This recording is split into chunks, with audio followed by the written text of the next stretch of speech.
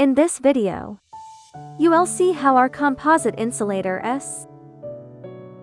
silicone rubber housing is secure like crimped on to its FRP core rod to form a single high-strength unit. First, the fiberglass core rod coated with a thin layer of epoxy resin is precisely positioned inside the silicone composite shell. Next, a machined stainless steel crimping sleeve is slipped over the joint and aligned with the molding marks.